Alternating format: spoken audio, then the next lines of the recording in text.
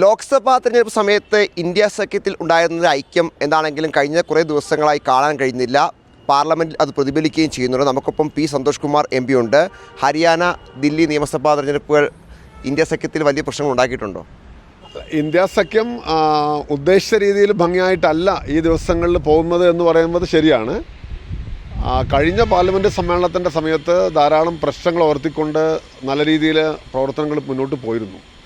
India സഖ്യം എന്ന് പറയുന്നത് വാസ്തവത്തിൽ വളരെ വിശാലമായൊരു കൂട്ടായ്മയാണ്. പല പാർട്ടികൾക്കും വിവിധ കാര്യങ്ങളിൽ വ്യത്യസ്ത അഭിപ്രായം ഉണ്ടായിരിക്കുമ്പോഴും ചില പൊതുകാര്യങ്ങളിലുള്ള യോജിപ്പാണ് അതിൻ്റെ അടിസ്ഥാനം എന്ന് പറയുന്നത്.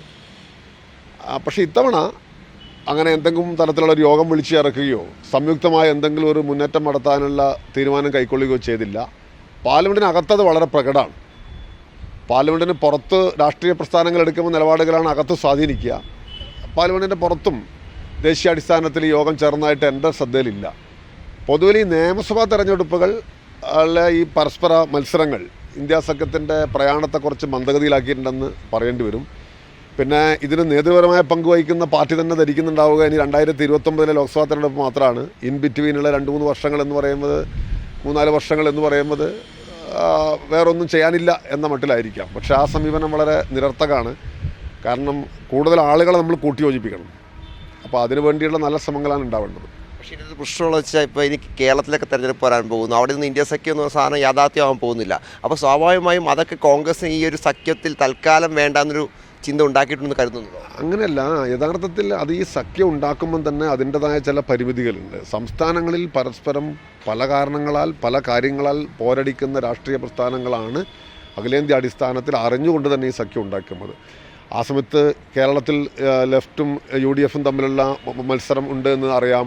TMC ഇതിൻ്റെ ഭാഗമാണ്. TMC ബംഗാളിൽ പരസ്പരം മത്സരിക്കുന്നതാണ്. കോൺഗ്രസ് ലെഫ്റ്റ് വളരെ അറിയാം.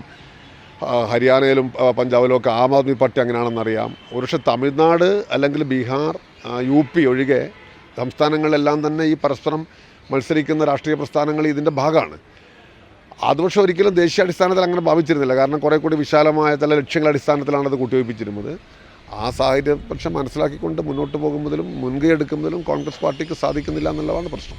ഈ കഴിഞ്ഞ ശൈത്യകാല സമ്മേളനമാണെങ്കിലും അതിന് മുമ്പാണ് സമ്മേളനമൊക്കെ അറിഞ്ഞത്. കൃത്യമായി രാവിലെ മല്ലികാർജ്ജുൻ ഖാർഗെയുടെ ഓഫീസിൽ യോഗങ്ങളൊക്കെ ഉണ്ടായിരുന്നു, പ്രതിഷേധങ്ങളുണ്ടായിരുന്നു. പക്ഷേ ഇത്തവണ ഈ ഘട്ടത്തിൽ ഇതുവരെ അതൊന്നും കണ്ടില്ല. ഇനിയിപ്പോൾ രണ്ടാം ഘട്ടത്തിലേക്ക് പോകുമ്പോൾ എങ്ങനെയാണെന്ന് അറിയില്ല. പക്ഷേ അതിൽ മറ്റ് CP അടക്കമുള്ള പാർട്ടികൾ കോൺഗ്രസോട് അഭിപ്രായം രേഖപ്പെടുത്തുന്നതിനും ചെയ്തിട്ടുണ്ടോ?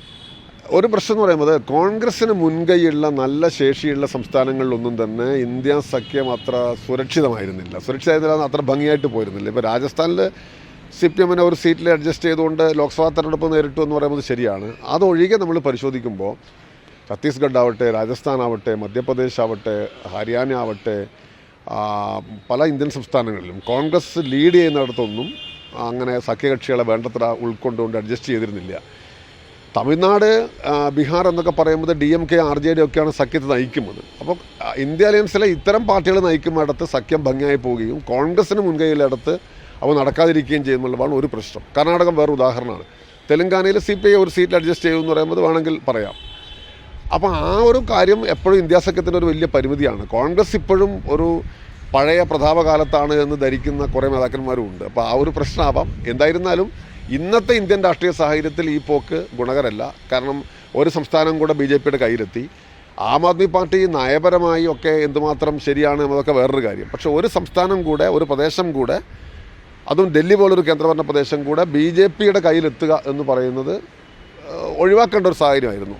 അത് പക്ഷേങ്കിൽ കോൺഗ്രസ് വളരെ വാശിയോടുകൂടി അത് പോയാലും കുഴപ്പമില്ല എന്ന മട്ടിൽ പ്രവർത്തിച്ചു എന്നാണ് നമുക്ക് ഇലക്ഷൻ ഫലങ്ങൾ മനസ്സിലാക്കുന്നത്. ഫാറൂഖ് അബ്ദുള്ള ആണെങ്കിലും മമതാ ബാനർജി ആണെങ്കിലും രാജ ആണെങ്കിലും ഒക്കെ D രാജ അടക്കമുള്ളവരൊക്കെ ആണെങ്കിൽ പോലും ഈ തെരഞ്ഞെടുപ്പ് ഫലം വന്നതിന് ശേഷം വിമർശനം ഉന്നയിച്ചു. പ്രത്യേകിച്ച് ഈ സഖ്യത്തിനൊരു കെട്ടുറപ്പില്ല എന്ന് പറഞ്ഞുകൊണ്ട്. ഇനിയിപ്പോൾ വരും ദിവസങ്ങളിൽ ദേശീയ നേതൃത്വങ്ങൾ ഈ വിഷയത്തിൽ ഇടപെടാൻ സാധ്യതയുണ്ട്. ആ കാര്യത്തിൽ എനിക്കൊരു കൃത്യ ഉത്തരം പറയാൻ സാധിക്കില്ല. പക്ഷേ ഒരു പ്രശ്നം എന്ന് പറയുന്നത്, നിങ്ങൾ സഖ്യത്തിലായിരിക്കുമ്പോൾ പിന്നെ സഖ്യത്തിൻ്റെ മര്യാദക്കും രീതിക്കും അനുസരിച്ച് കാര്യങ്ങൾ ചെയ്യണം. അതിനകത്ത് പിന്നെ നിങ്ങൾക്ക് അഭിപ്രായ വ്യത്യാസങ്ങൾ കണ്ടേക്കാം, തർക്കങ്ങൾ കണ്ടേക്കാം. പക്ഷേ BJPയുടെ കയ്യിൽ ഭരണം എത്തിക്കാൻ വേണ്ടി നിങ്ങൾ പരിശ്രമിക്കുന്ന ഒരു സ്ഥിതി ഉണ്ടാവരുത്. പരിശ്രമം എന്ന് പറഞ്ഞാൽ കോൺഗ്രസിൻ്റെ വോട്ടുകളാണ് ഒരുപക്ഷെ സൂക്ഷ്മമായി നിരീക്ഷിച്ചാൽ ഇപ്പോൾ BJP ഭരണത്തിന് ഡൽഹിയിൽ കാരണമായത് എന്ന് പറയേണ്ടി വരും. ഇപ്പോൾ കേരളത്തിൽ പരസ്പരം പോരടിക്കുന്നുണ്ട്. പക്ഷേ അത് എന്ന് പറഞ്ഞാൽ ഒരിക്കലും BJPക്ക് ഒരു അപ്പർ എഡ്ജുള്ള സംസ്ഥാനം അല്ല എന്നുള്ള നിലയിലാണ്. പക്ഷേ ഡൽഹി പോലുള്ള സംസ്ഥാനത്ത് ഒന്നുകിൽ BJP അല്ലെങ്കിൽ ആം ആദ്മി പാർട്ടി നമ്മളായിരുന്നു സ്ഥിതി.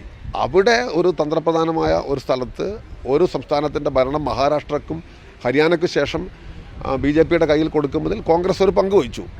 കോൺഗ്രസിന് ആശയപരമായ നയപരമായ ധാരാളം കാര്യങ്ങൾ പറയാനുണ്ട് ആം ആദ്മി പാർട്ടിയായിട്ട്. പക്ഷേ പിന്നെ എന്തിനാണ് ഇന്ത്യ സഖ്യത്തിൻ്റെ ഭാഗമായിട്ട് അവരെ നിർത്തുന്നത്? അങ്ങനെ നിർത്തുമ്പോൾ പിന്നെ ആ ഒരു മര്യാദ കാണിക്കണം എന്നുള്ളതാണ്. അത് കാണിച്ചില്ല എന്ന് പറയുന്നതാണ് ഈ നേതാക്കന്മാർ ഉയർത്തിയിരിക്കുന്ന വിമർശനം. അത് വളരെ ശരിയാണ് എന്ന് പ്രത്യേകിച്ച് പറയേണ്ടതില്ലല്ലോ.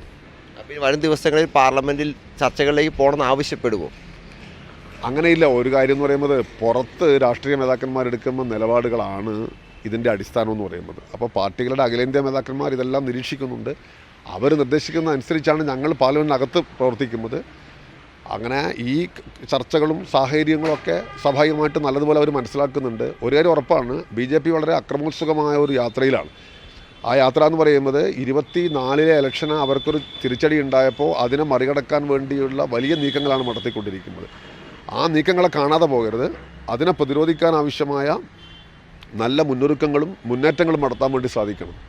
അതിന് മുൻകൈയെടുക്കാൻ വലിയ ഉത്തരവാദിത്തമുള്ളൊരു പാർട്ടി അത് ചെയ്യുന്നില്ല എന്നുള്ളതാണ് ഇന്ന് ഉള്ള ഒരു സാഹചര്യം എന്ന് പറയുമ്പോൾ. നാളെ അത് മാറിയേക്കാം. എന്താണെങ്കിലും കൃത്യമായൊരു മുന്നൊരുക്കത്തോടെ ഇന്ത്യ സഖ്യം മുന്നോട്ട് പോയില്ലെങ്കിൽ അത് BJP ഗുണകരമാകും എന്നാണ് ഇന്ത്യ സഖ്യത്തിലെ പല പാർട്ടികളും അഭിപ്രായം രേഖപ്പെടുത്തുന്നത്. വീഡിയോ ജേർണലിസ്റ്റ് വിജിത്ത് ഉർക്കടവിനൊപ്പം reporter Noble Marikkaran, in Reporter, Delhi.